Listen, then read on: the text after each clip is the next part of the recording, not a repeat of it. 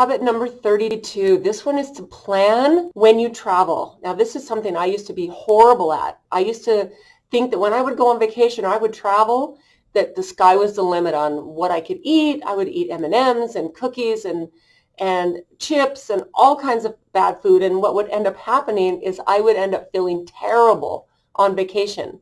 Or if I would travel out of the state or wherever for a business trip even, I would give myself permission just to eat bad food because it was handy, it was convenient, it felt like fun, and I deserved it.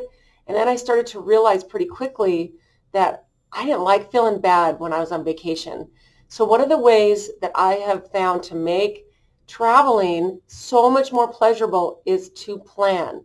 So some of my favorite things are a bag of nuts, some good protein bars. I always carry an empty water bottle so that I can fill up water bottles along the way. And that way I don't have to, I can think about the planet. I don't have to worry about buying plastic water bottles. And I always carry an empty water bottle with me when I travel. And if you think about most of the airports, there's always drinking fountains that you can fill up your water and you're good to go.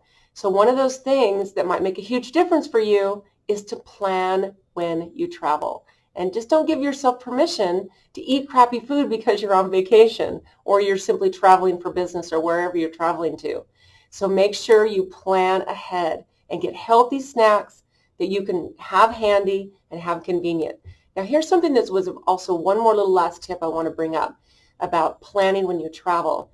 One thing that's been a real big game changer for me is I tend to do a lot of fasting these days when I travel, especially if I travel overseas, because I find that the food they give you a lot of times is not that healthy, and then you're sitting for long periods of time. So I will drink water the whole time I travel, and that's just gotten to be my go-to, is I just forego any food that's served to me, or even sometimes bring in food that for myself to eat. I'll just forego all of that and just do fasting because I end up feeling so much better. I also find that I get over jet lag a lot quicker when I do fasting.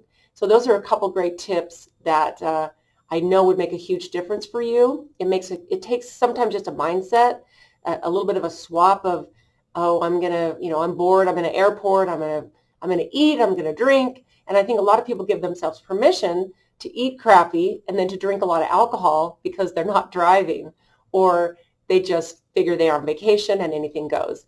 So if you have some tips, I'd love to hear it in the comments. What are the favorite things that you do or take to help you have a really successful travel time where you can feel good in your body, feel good in your skin, and not blow up any type of good nutrition that you might be doing when you're home doing your routine.